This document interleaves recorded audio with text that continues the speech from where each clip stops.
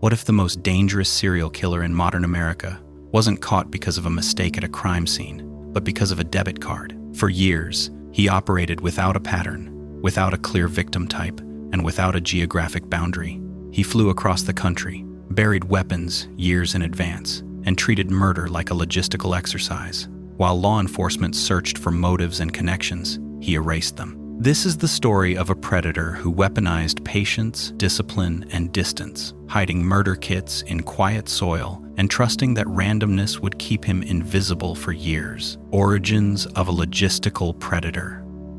You would think a serial killer is bound by their geography, right? Think about that for a second. Imagine a predator who has no zip code. Modern criminal profiling relies heavily on the idea of a geographic comfort zone, a centralized area where an offender lives, works, and hunts. We typically expect them to have a specific victim profile, a physical type they simply cannot resist pursuing. But Israel Keyes entirely shattered those foundational assumptions. He functioned as a highly functioning logistical predator, operating with military-level discipline and sophisticated supply chains that kept his civilian and predatory identities completely decoupled. To understand how someone develops this terrifying level of forensic invisibility, we absolutely have to go back to the beginning. Israel Keyes was born on the 7th of January, 1978, in Richmond, Utah. He was the second of 10 children born to John and Heidi Keyes. His early family environment was defined by intense social and religious isolation and extremely primitive living conditions, completely detached from conventional social structures and norms. In 1983, his family relocated to a profoundly remote one-room cabin located north of Colville, Washington. This environment was completely off the grid. They had no electricity and no running water. Surviving in such an isolated, unforgiving landscape necessitated a high degree of technical independence from a young age. This forced isolation would later manifest as the exact operational skill set he needed to maintain complex, undetected criminal infrastructure across the country. The family isolated themselves further by centering their entire social orbit on a local church known as the Ark. This organization adhered strictly to white supremacist Christian identity ideology. The radical movement heavily emphasized paramilitary preparedness and fostered a deeply rooted, intense distrust of the federal government. Growing up in this militia-like atmosphere normalized extreme beliefs and contributed significantly to his early comfort with firearms, tactical planning, and anti-government survivalism. Living entirely outside the bounds of regular modern society meant there were very few watchful eyes on him as his behavior began to take a dark turn. By early adolescence, he began exhibiting severe clinical markers of conduct disorder. He engaged in habitual arson, purposely starting fires in the local Washington forests. He would also repeatedly shoot at neighbors' houses with BB guns, actively testing the limits of destruction. By age 14, he had already reached a towering height of 6 feet 2 inches and began actively isolating himself even further from his own family, as his antisocial thoughts completely diverged from any semblance of acceptable social norms.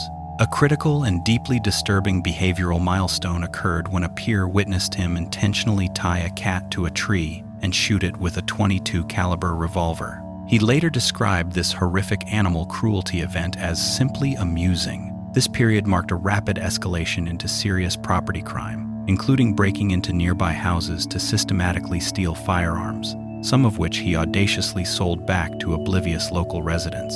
By late adolescence, his foundational belief system underwent a radical transformation. After a series of heated theological arguments, he permanently renounced his parents' extreme faith and declared himself an atheist. This complete rejection of conventional moral constraints was quickly followed by a brief but intense interest in Satanism, providing him with a dark framework for his initial violent urges. In the summer of 1997 or 1998, this theoretical malice finally turned physical. He committed his first ever documented and confirmed predatory act near Maupin, Oregon. He systematically stalked and abducted a teenage girl who was tubing down the Deschutes River. He threatened her with a hunting knife and committed a violently sexual assault. He originally planned to murder her as part of a twisted ritual, but he ultimately let her go. He later reflected on this horrific early crime with sheer frustration, believing he had been entirely too timid and not nearly violent enough. Military training of a predator.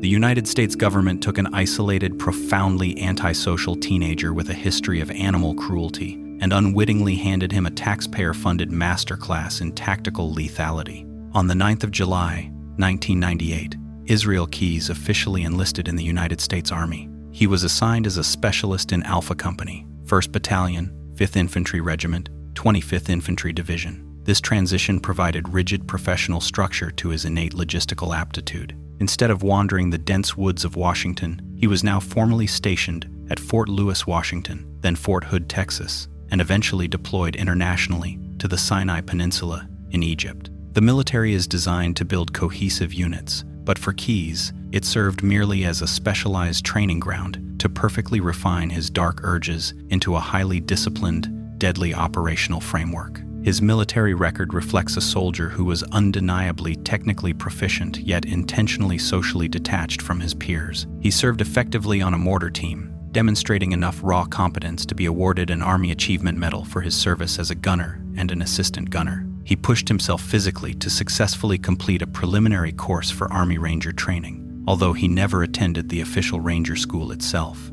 He was rapidly absorbing critical skills in advanced navigation, tactical reconnaissance, and heavy weapons maintenance. Yet, off-duty, a completely different picture emerged. Army peers consistently described a quiet, intensely detached individual highly prone to extreme weekend binge drinking, heavily favoring wild turkey bourbon to fuel his solitary intoxication. This terrifying contrast between the disciplined, decorated soldier and the completely detached, heavily drinking loner was a massive warning sign hiding in plain sight. Despite a lack of documented homicides during his active service, terrifying behavioral red flags were glaringly obvious and tragically ignored by the military hierarchy. During his overseas deployment to Egypt, he crossed a massive psychological line when he explicitly told a fellow soldier he actively wanted to end his life. This admission was dangerously brushed off as dark barracks humor, rather than the genuine threat of a budding psychopath.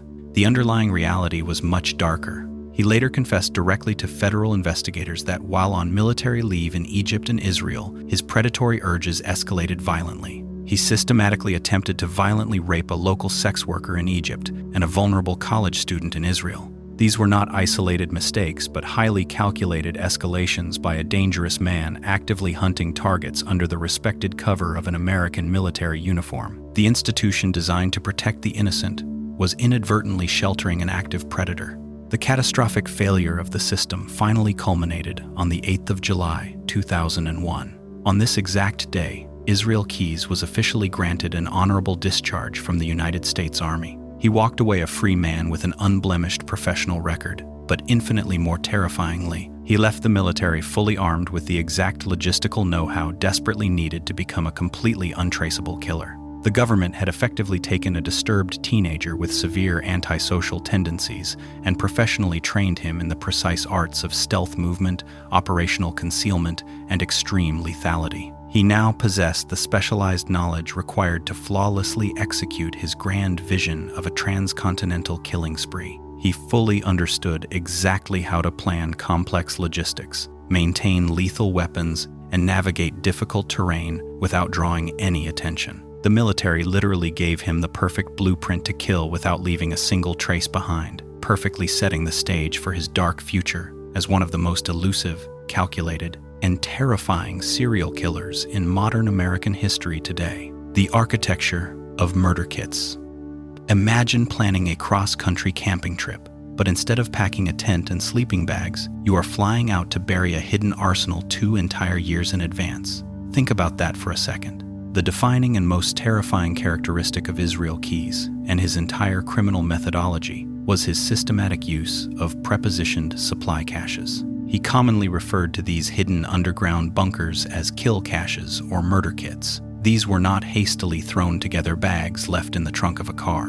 They were meticulously planned logistical hubs designed specifically to completely eliminate the primary forensic vulnerabilities faced by mobile serial killers. Usually, a killer gets caught either transporting weapons through airport security checkpoints or by purchasing highly incriminating materials at a hardware store near a fresh crime scene. Keyes completely bypassed both of these fatal errors through a stunningly patient strategy of strategic prepositioning. He would routinely travel to a specific target region years before he ever intended to commit a crime there. He would spend hours scouting to identify a perfectly secluded, low-traffic location. He favored quiet rural cemeteries, isolated state park trailheads, and dense wooded areas. In the dead of night, he would bury a completely watertight 5-gallon Home Depot bucket deep in the earth. By planting these buckets long before any crime took place, he created a decentralized, completely untraceable network of supplies. This level of extreme forward planning is virtually unheard of in the history of violent criminal behavior.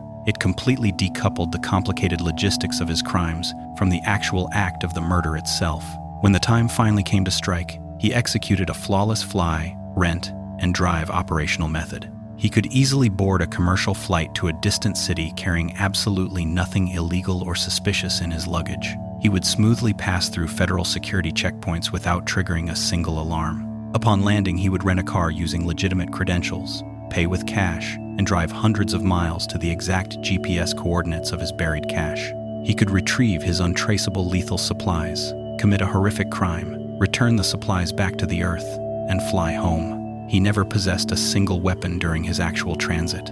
This method rendered him virtually forensically invisible and made his sudden, violent crimes almost impossible to track using any traditional behavioral analysis or law enforcement databases. The inventory contained within these buried buckets reveals the chilling, cold-blooded pragmatism of his operations. They contained everything necessary for abduction, execution, and disposal. For lethal force, he packed stockless Ruger, .22 caliber rifles, various handguns, silencers, and hundreds of rounds of ammunition, all specifically chosen to ensure an execution with a significantly reduced auditory signature. For immobilization, he stocked heavy-duty zip ties, thick industrial duct tape, and strong nylon rope to handle victim restraint and silent transport.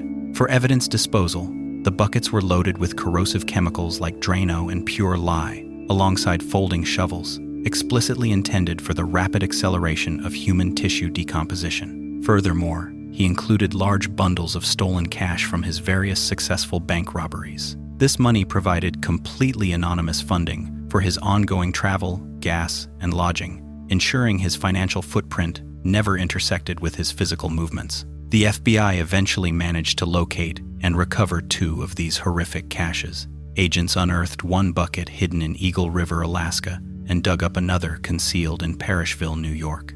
Inside both of these recovered buckets, they discovered the exact terrifying inventory of weapons and destructive chemicals that was described. However, investigators and behavioral experts remain absolutely convinced that multiple additional caches are still buried deep in the dirt across the United States. Based on his extensive travel records and various subtle interrogation hints, federal authorities strongly suspect that multiple fully stocked kits remain permanently hidden in the remote wilderness near Green River, Wyoming, and in the dense forests around Port Angeles, Washington. These undiscovered kits are essentially physical time capsules of pure violence, quietly waiting in the earth, containing physical evidence that could potentially link this phantom predator to hundreds of unsolved cold cases across the country. The Washington phase of homicide.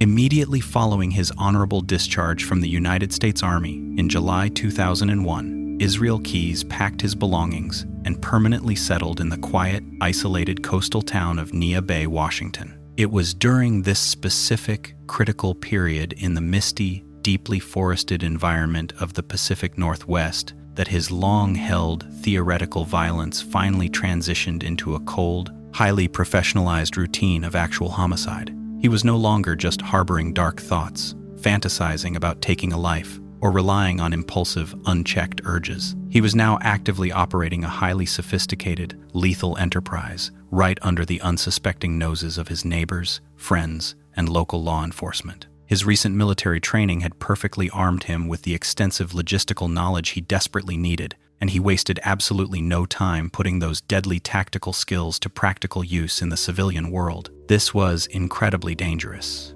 During his extensive psychological interrogations many years later, he casually admitted to federal investigators that he successfully committed his first official, intentional murder in the summer of 2001. However, in a highly calculated display of ultimate psychological control over his captors, he flatly refused to ever identify the unfortunate victim or reveal the exact geographic disposal site. That specific individual simply vanished off the face of the earth, entirely erased from existence, without leaving a single trace behind, all due to his meticulous, thoroughly cold-blooded planning. Between the years 2001 and 2005, his violent methodology evolved even further as he confidently claimed to have murdered an unidentified couple somewhere within Washington state. His own detailed description of this particular double homicide perfectly highlighted his absolute unwavering obsession with maintaining immense forensic distance from his brutal crimes. Most violent offenders typically flee a bloody scene in a sheer panic, carelessly leaving a massive trail of chaotic physical evidence behind them. He instead took the deliberate, terrifying time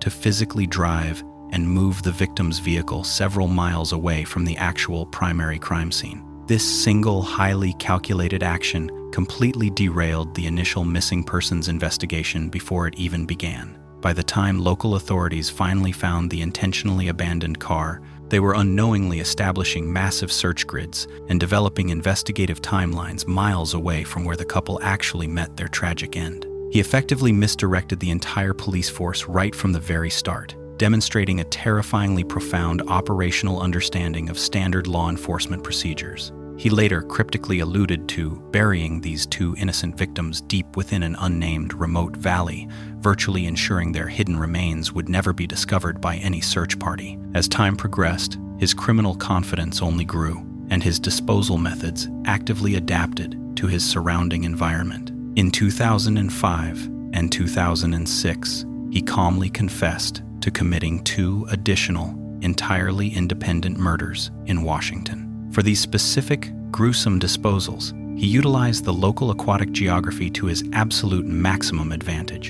He used his own personal recreational boat to transport the victims' remains far out onto the dark, expansive, freezing waters of Lake Crescent. He specifically informed investigators that he made absolutely sure at least one of these bodies was permanently submerged in more than 100 feet of deep water. To completely guarantee the decomposing remains would never accidentally resurface, he deliberately weighted the fragile bodies down with heavy, industrial boat anchors. This specific, horrifying disposal method demonstrates a highly sophisticated, chilling understanding of human aquatic decomposition and the strict physical limitations of police forensic recovery teams. He knew exactly how much heavy iron was required to permanently counteract the natural buoyancy of a decomposing human body underwater. He purposefully transformed the breathtaking natural beauty of the Pacific Northwest into his own personal, completely untraceable graveyard, leaving behind dark secrets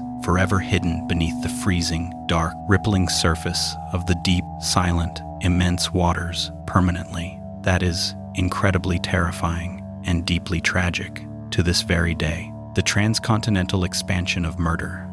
In March 2007, Israel Keyes completely revolutionized the sheer geographic scale of his hunting grounds. He packed up his life in the Pacific Northwest and moved thousands of miles away to Anchorage, Alaska. There, he deliberately started his own independent construction business. To the average observer, he was simply a hard-working contractor trying to make a living in a rugged state.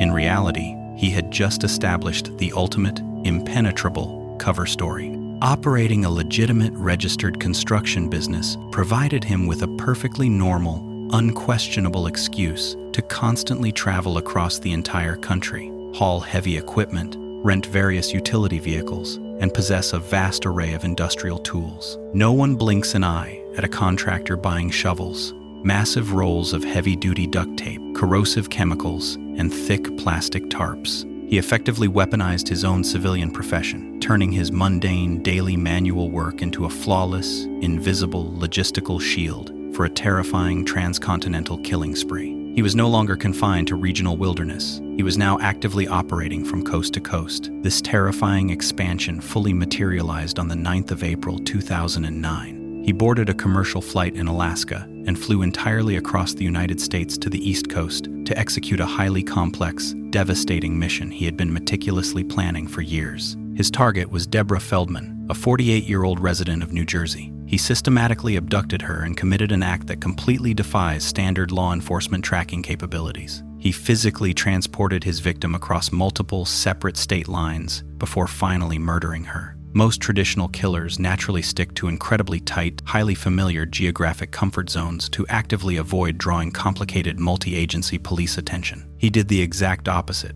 intentionally crossing jurisdictions to intentionally fracture any potential missing persons investigation. By aggressively pulling an innocent victim from one specific state, repeatedly crossing heavily monitored borders, and seamlessly utilizing his pre-planted murder kits, he guaranteed the confused police in New Jersey had absolutely no physical trail to follow whatsoever. Years later, during his extensive federal interrogations, seasoned FBI agents witnessed a highly unusual, significant break in his typical cold, calculating demeanor regarding this specific crime. When investigators slid a photograph of Deborah Feldman across the table, he became visibly rattled. For a man who casually discussed dismemberment and aquatic decomposition with a chilling, arrogant smirk, this sudden, genuine emotional reaction was a massive psychological tell. It signaled a rare, distinct connection to this specific victim, a stark departure from his usual detached view of his human targets as mere collateral damage in his grand, twisted, logistical games.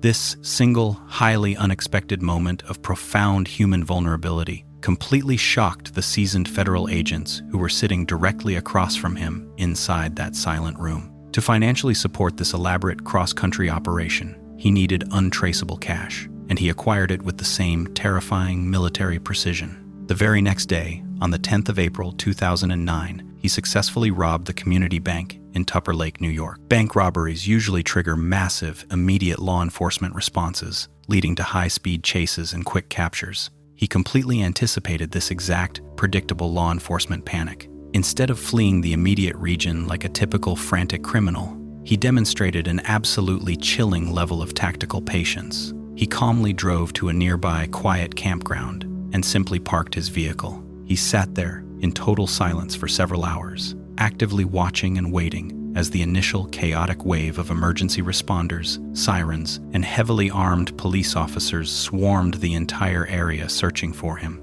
Only after the intense adrenaline of the initial massive manhunt had finally peaked and begun to significantly fade did he calmly start his engine and smoothly exit the area, disappearing right back into the vast, unforgiving American landscape with a fresh, untraceable supply of stolen cash to easily fund his next deadly mission. Perfect strike in Vermont. The June 2011 homicide of Bill and Lorraine Currier in Essex, Vermont, serves as the definitive, horrifying execution of his entire logistical methodology. This was not a crime of passion or a sudden loss of control. It was a highly dramatic, step-by-step breakdown of a flawless logistical strike executed with terrifying precision. The sheer randomness of this brutal attack is what makes it so incredibly chilling. On the 2nd of June, 2011, Israel Keyes boarded a commercial flight departing from his home base in Anchorage, Alaska. He flew completely across the entire country and landed in Chicago, Illinois. Upon arrival, he rented an everyday vehicle and embarked on a grueling 1,000-mile drive, heading straight toward the quiet town of Essex, Vermont. He had absolutely no personal connection to this geographic area. He simply drove there to execute a mission. He deliberately selected this distant location to maximize the forensic distance between his civilian life and his dark urges. Once he arrived and checked into a local Essex hotel, he drove to a secluded area to retrieve a fully stocked murder kit. He had meticulously buried this specific watertight bucket deep in the Vermont dirt 2 entire years prior to this trip. For 24 months, that hidden cache of weapons, zip ties, and chemicals sat completely undisturbed, silently waiting for his inevitable return. With his lethal supplies secured, he began hunting for a target, not based on any specific victim profile, but based entirely on a chilling set of tactical criteria. He did not care who lived inside the home. He only cared about the structure itself. He specifically chose the home of Bill and Lorraine Currier on June 8 because it perfectly matched his predatory requirements. The house featured an attached garage that provided a concealed entry point, and crucially, the property lacked the unpredictable variables of children or dogs that could raise a sudden alarm. This cold calculation allowed him to approach the residence with absolute certainty that he would face minimal resistance during his breach. Under the cover of darkness, he quietly broke into their home, violently subdued the sleeping couple, and forced them into their own vehicle. He drove them through the night to a secluded, completely abandoned farmhouse he had previously scouted. Inside that decaying structure, the horrific events rapidly unfolded. He executed Bill Courier by shooting him, and then he brutally assaulted and manually strangled Lorraine. After completing the murders, he initiated his cold, calculated forensic disposal routine to completely erase his tracks. He gathered the lethal weapons used in the crime, drove to New York, and hurled them deep into the dark waters of the Blake's Falls Reservoir. These exact weapons were later successfully recovered by the FBI dive teams, fully corroborating his terrifying narrative. This specific aquatic disposal guaranteed that local police would find no ballistic evidence at all. However, the ultimate fate of the Couriers remains a profound tragedy. The abandoned farmhouse where their bodies were left was subsequently demolished by oblivious property owners shortly after the crime. The debris and their remains were hauled away as common trash. Despite a massive, highly coordinated federal search of the sprawling Coventry landfill, the physical remains of Bill and Lorraine Courier have never been recovered. They simply vanished forever into the cold and completely dark earth. During his later federal interrogations, he actually boasted with immense pride about the pure, unadulterated randomness of this devastating attack. He calmly noted to disgusted federal investigators that there was absolutely nothing the Couriers did to contribute to their horrific deaths other than the simple, tragic fact of being home that night. He had successfully traveled thousands of miles, unearthed a hidden arsenal, and destroyed 2 innocent lives without leaving a single trace of behavioral evidence, perfectly demonstrating the terrifying reality of a fully realized logistical predator roaming the American landscape unchecked. The fatal hometown operational error. Why did a smart man who spent an entire decade painstakingly perfecting transcontinental invisibility suddenly and completely break his most sacred, fundamental golden rule? He built a highly successful criminal methodology relying entirely on vast geographic distance. He routinely flew thousands of miles and drove across multiple state lines specifically to keep his civilian life insulated from his dark, predatory urges. Yet, in early 2012, he committed a catastrophic, baffling operational error that ultimately triggered his downfall. He blatantly targeted a victim directly inside his own zip code, striking right in the heart of his own city of Anchorage, Alaska. This was a fatal deviation from the precise tactical discipline that kept him entirely off the radar of federal law enforcement for over 10 consecutive years. On the dark, freezing night of the 1st of February 2012, he focused his lethal attention entirely on an innocent 18-year-old girl named Samantha Koenig. She was simply trying to earn a living, working an evening shift completely alone inside a small, isolated roadside coffee stand. Surveillance footage captured him casually walking up to the service window and normally ordering an Americano, seamlessly blending into the frigid night as a typical customer. The absolute second the brief transaction concluded, he violently abandoned all pretense. He forcefully leaped entirely through the small service kiosk window, immediately overpowering the terrified teenager and tightly binding her wrists with thick industrial zip ties. He forcefully dragged her out into the harsh Alaskan winter night, completely destroying the flawless operational distance he previously swore to uphold. He had foolishly brought his horrific crimes directly into his own neighborhood. Shortly after he brutally murdered the terrified young woman in cold blood, he completely broke from his established pattern of immediate, distant forensic disposal. He callously dumped her lifeless body directly inside a small, unheated utility shed sitting right on his own personal residential property. With her remains freezing solid just a few yards away from his own back door, he calmly packed his luggage, drove to the local airport, and flew south to New Orleans to cheerfully embark on a 2-week family cruise. He spent 14 consecutive days happily socializing and drinking under the warm southern sun, completely detached from the freezing horror patiently waiting for him back at his Alaskan home. Upon his eventual return to Anchorage, he immediately engaged in a deeply disturbing, profoundly macabre act of forensic staging that pushes the absolute boundaries of psychological depravity. He decided he wanted more money, and he coldly plotted to financially extort her actively grieving, desperate family. To successfully accomplish this sick scheme, he desperately needed to create the compelling visual illusion that his victim was actually still alive. He dragged her frozen corpse out of the cold shed and utilized an industrial heat lamp to slowly and methodically thaw her stiff remains. He He then carefully applied cosmetic makeup to her pale, lifeless face to artificially mimic the warm flush of the living. In a final, truly horrifying physical violation, he utilized thin, transparent fishing line to physically sew her eyelids permanently open. He propped up the violated corpse and photographed her directly holding a February 13 issue of the Anchorage Daily News. This single gruesome image was then utilized to forcefully demand a $30,000 ransom from her terrified parents. Following the conclusion of this sickening extortion attempt, he knew he finally needed to permanently dispose of the overwhelming physical evidence he had kept nearby.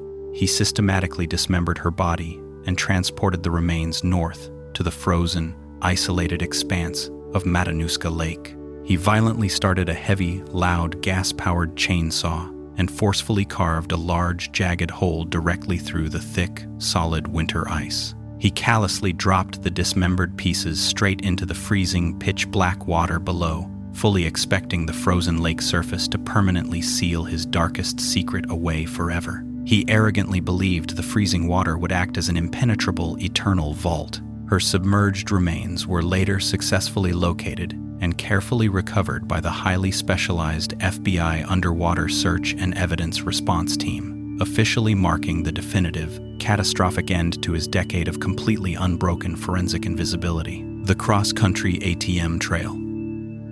For over a decade, Israel Keyes operated as an untraceable phantom, a predator who meticulously avoided leaving any forensic or digital footprint. But arrogance breeds deep carelessness. The man who spent years burying murder kits to avoid detection made a staggeringly reckless decision that finally exposed him to the light. He decided to use Samantha Koenig's stolen debit card to access the ransom money he had extorted from her grieving family. This single, arrogant choice instantly transformed the invisible hunter into the actively hunted. By sliding that stolen plastic card into a machine, he inadvertently triggered a massive, high-stakes digital dragnet. Federal law enforcement agencies immediately locked onto the financial signal, eagerly watching the network as a clear, undeniable geographic trail began to illuminate across the southern United States. The pursuit was completely invisible to him, but incredibly loud to the authorities. He was moving rapidly eastward along the desolate stretches of the Interstate 10 corridor, completely unaware that every single financial transaction was broadcasting his exact physical location to federal agents. The digital forensic trail officially began in early March when the very first withdrawal was successfully detected at an automated teller machine in the dusty town of Wilcox, Arizona. A short time later, a subsequent withdrawal pinged the network from Lordsburg, New Mexico. The authorities watched the digital breadcrumbs confirm his rapid, eastward movement. By March 8th, the signal flashed again, this time from People's State Bank located in Shepherd, Texas. Just 2 days later, on March 10, another critical withdrawal was recorded at the Humble Community Bank in Humble, Texas. The digital noose was rapidly tightening around his neck. Law enforcement was no longer just chasing a ghost in the dark. They finally had a distinct visual target. By meticulously scrubbing the grainy surveillance footage recovered from those specific automated teller machines, federal investigators successfully identified his physical mode of transportation. They were actively looking for a very specific, highly visible rental vehicle. It was a distinct white and blue 2011 Kia Soul.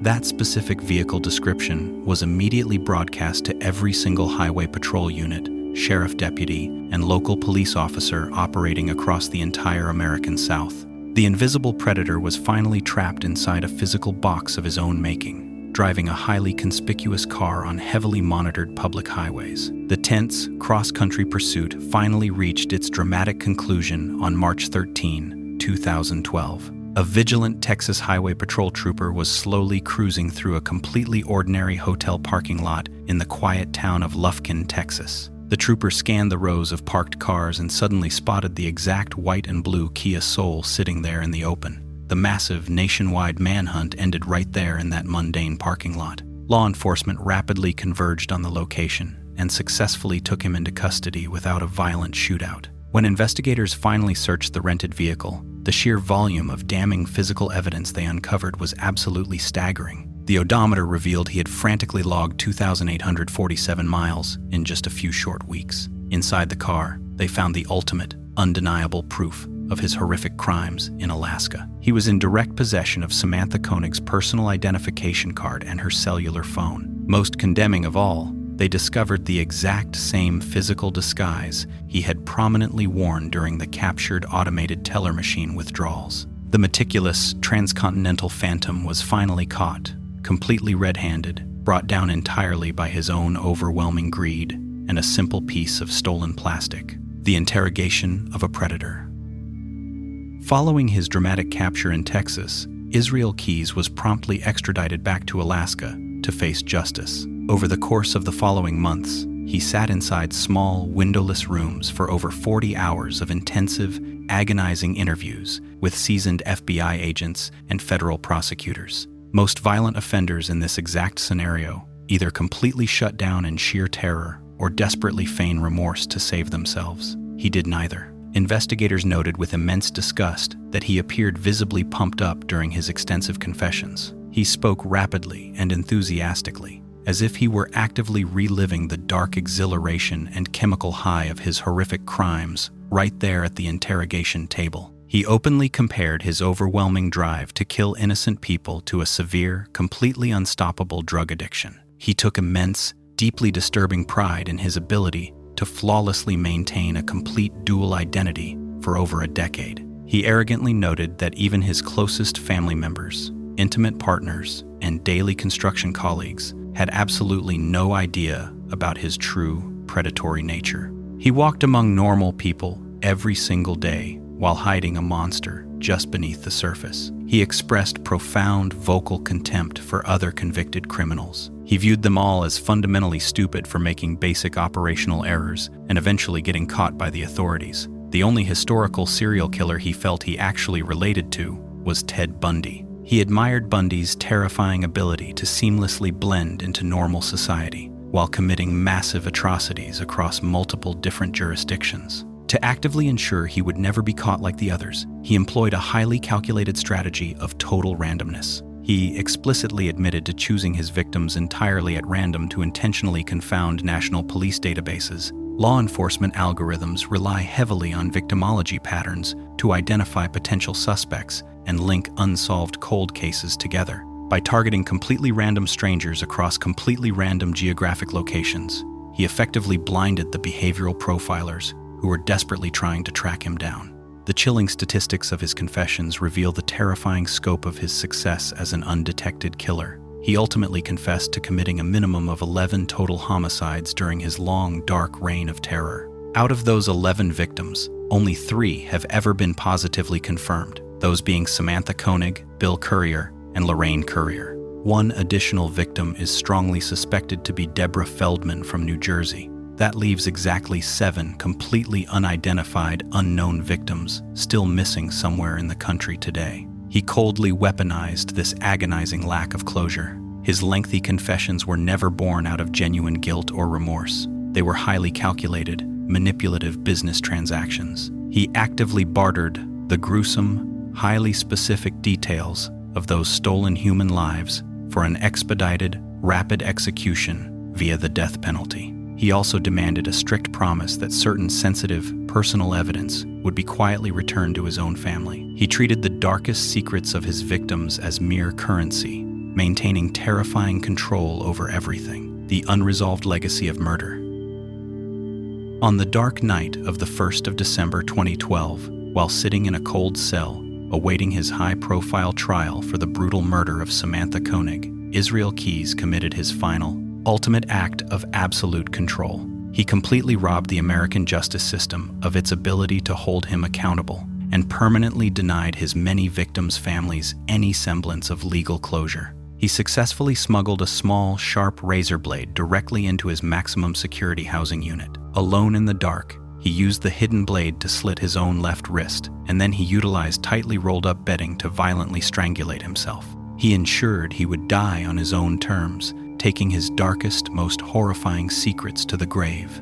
The immediate aftermath of his sudden death revealed a terrifying, profoundly haunting final message left exclusively for the federal investigators who had been tracking him. When jail staff eventually cleared out his solitary cell, they discovered a deeply disturbing piece of macabre artwork, intentionally hidden directly beneath his thin mattress. Using his own dark red blood as ink, he had meticulously drawn exactly 11 human skulls on a piece of paper. The FBI officially views this incredibly grim, bloody illustration as his definitive, final victim count. Since federal agents have only been able to identify 4 specific victims with any real degree of certainty, that bloody ledger confirms a devastating reality.